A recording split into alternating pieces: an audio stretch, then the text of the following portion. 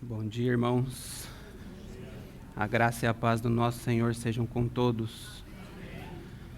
Vamos ter mais um tempo de oração. Vamos curvar a nossa cabeça e entregar esse tempo ao Santo Espírito para que Ele conduza, para que Ele realmente suscite aqui em nosso meio nessa manhã um genuíno e verdadeiro louvor e adoração ao nosso Senhor Jesus Cristo. Amado Senhor, nós somos tão gratos a Ti. Realmente reconhecemos, Senhor, que até aqui o Senhor tem nos ajudado. Também reconhecemos, Senhor, que nessa manhã as Tuas misericórdias se renovaram para conosco e podemos já tocar no Teu amor, na Tua graça, na Tua bondade. Ó Senhor, que esse tempo seja um tempo exclusivo para a honra e glória do Teu santo nome. Que aqui nessa manhã o Senhor seja louvado e exaltado no meio do Teu povo. Santo Espírito, nos conduza. Realmente acha aqui em nosso meio aqueles verdadeiros adoradores que o Pai procuram para adorar. Oh, que seja um tempo realmente, Senhor, para a honra e glória do Teu santo nome. Amém. Realmente, irmãos, não existe e nem nunca vai existir um Deus maior e melhor do que o nosso Deus. O nosso Deus, Ele é acima de todas as coisas. Ele é antes de todas as coisas. Ele é o único e verdadeiro Deus. Ele que cuida, que zela, que disciplina e corrige o seu povo. E que mais uma vez nessa manhã nos dá essa preciosa oportunidade de nos reunirmos em torno do seu santo nome. E de podermos fazer memória do sacrifício vivo e perfeito e verdadeiro que Ele mesmo, nosso Senhor Jesus Cristo, efetuou em nosso favor. E esse nome no qual nós estamos reunidos em torno é o único nome dado entre os homens, pelo qual nós somos salvos. Jesus Cristo. Isso é precioso demais. E quando nós colocamos a nossa vida diante da luz de Cristo, todas as nossas dificuldades, todos os nossos problemas, todas as nossas aflições, elas desaparecem. Porque são coisas pequenas diante da grandiosidade do nosso Senhor. E quando nós paramos para contemplar esse tempo, essa mesa, que nos fala do sacrifício do Senhor, nós precisamos aprender a viver tal como Paulo relatou que vivia, contente em toda e qualquer situação. Paulo era diferente de nós? Qual que era o segredo de Paulo? Eu respondo para os irmãos, Paulo não era diferente de nós. Paulo era homem semelhante a nós. Mas o segredo dele era que ele descansava naquele que o fortalece. Irmãos, isso é realmente grandioso demais. Amados, todas as coisas cooperam para o bem daqueles que estão unidos a Cristo Jesus. E nele, apropriados da vitória que é dele, nós somos mais do que vencedores. E nada, absolutamente nada, nos poderá separar do amor de Cristo Jesus. Se isso já não é motivo suficiente para nos rendermos em adoração nessa manhã, eu não sei o que vai ser. É motivo suficiente, é motivo de sobra que nós temos para nos prostrar diante do Senhor, adorá-lo, bendizê-lo, exaltá-lo. Porque Ele é digno, Ele é o único digno. E desculpa ser insistente aqui, o irmão Thomas já falou, esse não é um tempo de ensino, não é um tempo de petição. É um tempo de erguermos as nossas vozes e adorá-lo e bendizê-lo, porque Ele é digno. Amém? Vamos abrir a palavra no livro de Romanos, no capítulo 5.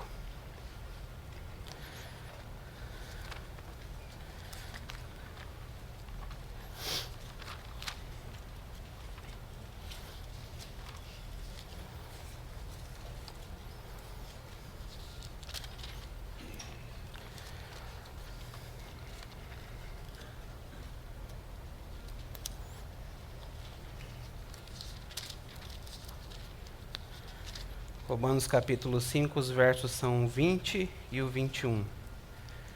A palavra do Senhor diz assim para nós: Veio, porém, a lei para que a ofensa abundasse. Mas, onde o pecado abundou, superabundou a graça. Porque assim como o pecado reinou na morte, também a graça reinasse pela justiça para a vida eterna por Jesus Cristo, nosso Senhor. Eu quero ler de novo com os irmãos. Veio, porém, a lei para que a ofensa abundasse, mas onde o pecado abundou, superabundou a graça. Queria enfatizar esse ponto. Esses versos que a gente leu aqui agora, eles são a conclusão de um pensamento de Paulo que é desenvolvido desde o versículo 12, onde o escritor ele faz uma analogia entre dois representantes de raças distintas, que o irmão Thomas já falou sobre isso aqui outras vezes, que é o nosso Senhor Jesus Cristo e Adão. E ele passa a mostrar o feito de cada um. Do lado de Adão, ele mostra a desobediência, e pela desobediência entra o pecado, e com o pecado, por consequência, a morte. Do lado de Cristo, ele mostra o que é totalmente diferente. Ele mostra a obediência, e pela obediência dele a justiça, e com a justiça a vida eterna. Né? E nos é dito, nos versos que nós lemos, que através da obediência de Adão, o pecado abundou, mas através da obediência de Cristo, a graça sobrepujou o pecado. Ou seja, superabundou. Algo muito maior e algo muito melhor do que em relação ao pecado. Onde o pecado abundou, superabundou a graça. E era essa relação que eu quero ver com os irmãos nessa manhã. Né? Vamos então considerar o pecado como ele entrou e o que ele provocou na humanidade. E depois nós passaremos a contemplar então a graça do Senhor sobre essa humanidade caída e pecadora. Nós sabemos que quando o homem foi criado por Deus, ele o fez sem pecado. E ele o colocou lá no jardim do Éden, para que ele pudesse lavrar e guardar o jardim. E ele deu ali para Adão uma ordem muito clara.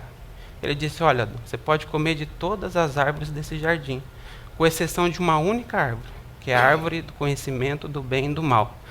E ele foi além ainda, ele disse: olha, no dia que você comer dessa árvore, certamente morrerá. E aqui eu quero fazer uma pergunta para os meus irmãos. Por que o Senhor simplesmente não tirou aquela árvore do meio do jardim? Pensa nisso. Não seria muito mais fácil? Né? Tirava, resolvia o problema, o homem não pecaria, estava tudo certo. Mas se assim fosse, meus irmãos, hoje aqui nós seríamos robôs, fazendo aquilo para o qual nós fomos programados a fazer. E o Senhor não queria assim. O Senhor queria a obediência de Adão por sua livre e espontânea vontade. É certo que o Senhor também não queria que Adão pecasse. Não queria, porque ele sabia o mal que o pecado provocaria no mundo. Mas a escolha de Adão, infelizmente, foi desobedecer a Deus. E por conta dessa desobediência, o pecado e o mal entrou no mundo e contaminou todos os seres humanos. E o resultado disso é, desde então, sofrimento, dor, enfermidades, aflições e morte. Infelizmente. Alguns podem parar para pensar nisso que eu acabei de falar e achar que o nosso Deus ele é injusto de alguma forma. Porque pelo pecado de um, contaminou toda a raça humana. Isso não é justo, não é verdade? Mas Paulo está explicando aqui no capítulo 5 que a justiça de Deus se cumpriu em Cristo. Foi em Cristo que a justiça de Deus se cumpriu. Da mesma forma como o pecado entrou por um homem, agora muitas ofensas, ofensas de todos nós, o pecado de todos nós, foi justificado em um só homem, que é Cristo Jesus, nosso Senhor. Isso é grandioso demais. E esse fato, né, de que a graça entrou através de um homem para a vida eterna, é para trazer a cada um de nós de volta ao propósito que Deus tinha no seu coração na criação do homem. Ele queria trazer de volta. Mas infelizmente o pecado entrou e causou um grande estrago em nós. E eu queria considerar aqui alguns poucos versos do capítulo 1 de Romanos mesmo, aonde Paulo passa a mostrar o resultado da contaminação da raça humana pelo pecado. Passa a mostrar o caminho do homem que anda sem Deus. Vamos ler lá. capítulo 1, verso 21 e 22, eu quero ler a princípio. É dito assim: porquanto, tendo conhecido a Deus, não o glorificaram como Deus, nem lhe deram graças. Antes, em seus discursos se desvaneceram, e o seu coração insensato se obscureceu, dizendo-se sábios, tornaram-se loucos. Irmãos, versos antes aqui é dito para nós que tudo que de Deus se pode conhecer é manifestado. Tanto o seu poder como a sua divindade se entende e claramente se vê pelas coisas que foram criadas. Inclusive ele diz ali que, portanto, todos são indesculpáveis. Mas o homem em pecado, ele olha para isso. Ele sabe que existe um Deus, mas ele resolve viver a sua vida por si mesmo. Ele resolve viver a sua vida da forma como bem lhe agrada. Ele resolve fazer aquilo que desagrada o Senhor. E nós andamos nesse caminho outrora. Todos nós, sem exceção. Nós andamos nesse caminho outrora. Fazíamos aquilo que desagradava o Senhor. Andávamos de acordo com a nossa própria vontade. Tínhamos até um ditado que nem convém dizer aqui, Realmente nós éramos esses perdidos pecadores. E o pecado, como eu já disse, ele causou um tremendo estrago. Aí em Romanos mesmo, a partir do verso 28, nós vamos ver qual que é a natureza do homem.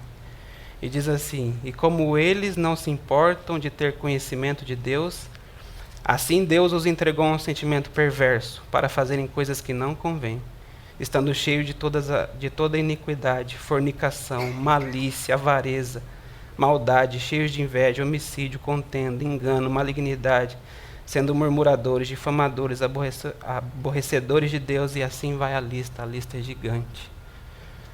E eu queria fazer mais uma pergunta aqui para os meus irmãos. Quem aqui pode se levantar e dizer que nunca cometeu um desses pecados? Quem aqui pode fazer isso?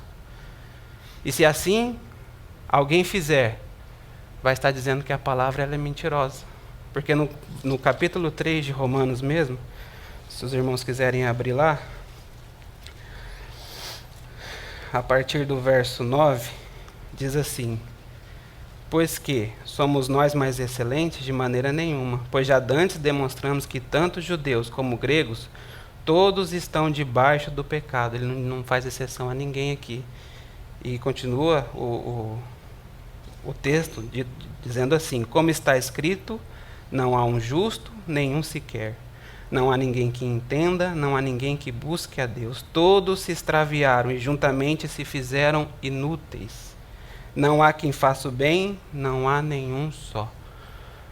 Eu não sei quanto aos irmãos, mas quando eu leio isso aqui, eu penso que Paulo pegou pesado. Mas não pegou não. Não pegou não. Porque realmente nós éramos esses aqui. Nós éramos esses aqui, pecadores, inúteis, que não buscávamos a Deus, que não queríamos fazer a sua vontade, que andávamos de acordo com a nossa carne. Isso aqui é um retrato meu, irmão. Isso aqui é um retrato de cada um de nós. É um retrato seu, não é, Jonas? Na antiguidade, antigamente. É um retrato nosso.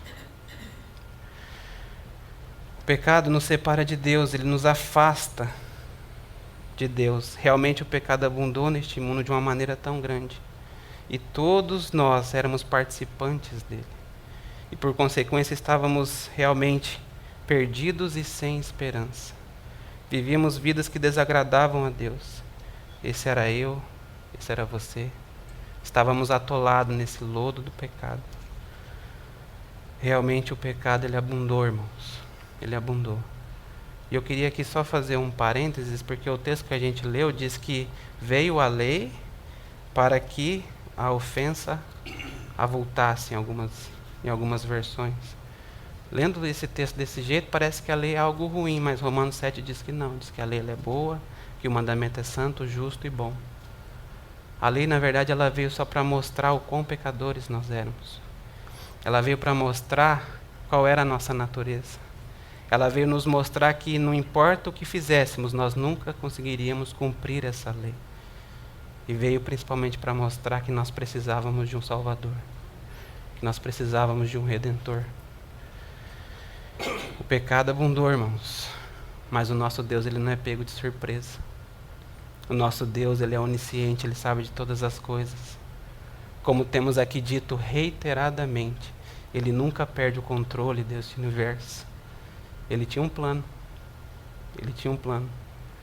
O plano já estava totalmente esquematizado na cabeça dele, tanto que é dito que o cordeiro estava separado antes da fundação do mundo. E esse cordeiro e esse plano de Deus era Jesus Cristo.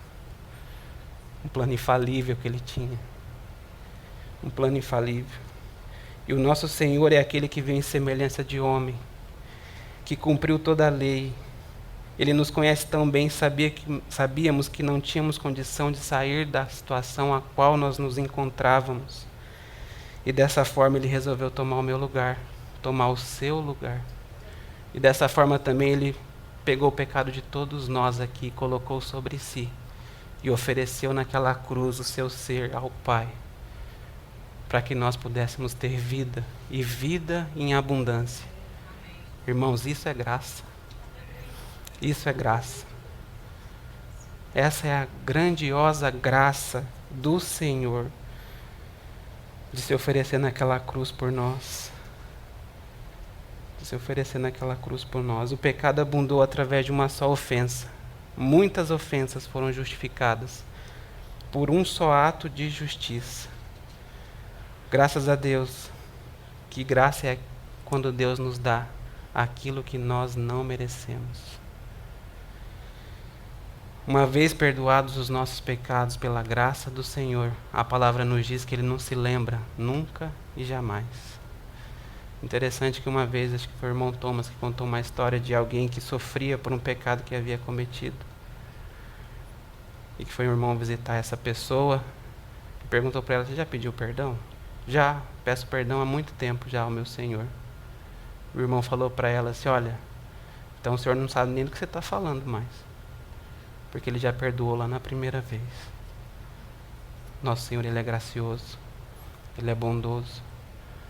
Há algo que o irmão Ernie diz, que eu acho que é muito precioso também, que diz que se só existisse um pecador na face da terra, não sei se os irmãos se lembram, mesmo assim, nosso Senhor Jesus Cristo viria até aqui e morreria por aquele único pecador. Isso é amor, isso é graça, isso é misericórdia. O nosso Senhor é maravilhoso. O nosso Senhor é bondoso. E eu queria tomar aqui um exemplo da graça do Senhor. Os irmãos conhecem bem o texto. Nem precisam abrir lá. Mas fala a respeito daquela mulher adúltera. O Senhor está no templo e os escribas e fariseus levam aquela mulher que foi pega em adultério até Ele, tentando prová-lo e achar nele algum erro. E dizem: olha, essa mulher foi pega no ato adulterando. E a lei de Moisés diz que é para a gente apedrejá-la. O que o Senhor diz que nós temos que fazer? O Senhor, sabendo do coração deles, diz assim: olha, aquele que não tiver pecado, que atire a primeira pedra. Ele se abaixa e continua a escrever na areia. Calmamente, tranquilamente. E é dito no texto que vão se retirando, um a um, até não sobrar mais ninguém. E o Senhor se endireita de novo e pergunta para aquela mulher: cadê os teus acusadores? E ela diz para o Senhor: não tem mais nenhum, Senhor. E o Senhor vira para ela e demonstra a sua graça, a sua misericórdia e a sua bondade. E diz assim: nem eu mesmo te condeno. Vai e não peques mais. Esse é o nosso Senhor. Esse é o amor grandioso que o nosso Senhor demonstra por cada um de nós. Irmãos, vocês conhecem, Thomas, desculpa pegar emprestado a sua fala aqui, mas vocês conhecem um irmão um Deus mais maravilhoso do que o nosso? De maneira nenhuma. Ele é aquele que é gracioso. Ele é aquele que nos tirou lá do fundo do poço e nos trouxe para junto de si. Ele escolheu as coisas loucas do mundo, irmãos. Já parou para pensar nisso? Nosso Deus é bondoso demais. É maravilhoso demais. Como nós podemos nos calar diante desse Deus que é tão maravilhoso? Um outro exemplo que eu queria compartilhar com os irmãos é aquele onde o Senhor está numa sinagoga, não me lembro bem exatamente agora. E eles chegam com um paralítico numa cama e não tem como entrar, né? Eles vão, fazem lá uma abertura no teto e colocam um paralítico junto do Senhor pelo teto. E o Senhor, vendo aquilo, olha para ele e fala assim: olha, a tua fé é muito grande, perdoados estão os seus pecados. Aí os escribas e fariseus que estão lá: mas como pode? Ele está blasfemando, só Deus que pode perdoar os pecados. E ele, sabendo disso, ele fala para eles assim: olha, o que é mais fácil? Dizer perdoados estão os seus pecados, ou toma o teu leite e anda? Para que vocês saibam que o Filho do Homem tem poder no mundo. E aí ele diz para o paralítico: toma o seu leite e anda. O paralítico no mesmo momento pega o leito dele e sai andando de lá. Graça e demonstração de poder. Esse é o nosso Senhor. Ele é poderoso, Ele é acima de todas as coisas. Ele é maravilhoso.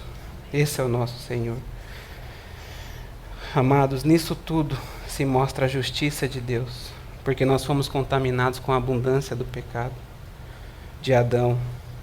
Mas onde abundou o pecado, superabundou a graça. Através dessa graça nós fomos salvos para a vida eterna. E nessa graça é expresso o amor do nosso Senhor para conosco. E quão grande amor é esse? É um amor que a gente não consegue compreender. Nós só podemos, com os nossos corações prostrados diante dele, o adorar. E possamos fazer isso nessa manhã. Possamos render os nossos corações diante do Senhor e adorá-lo, porque Ele é o único digno. Ele é o único digno. Eu queria encerrar, meus irmãos, com um texto lá de Romanos aqui mesmo, capítulo 6, o último versículo do capítulo.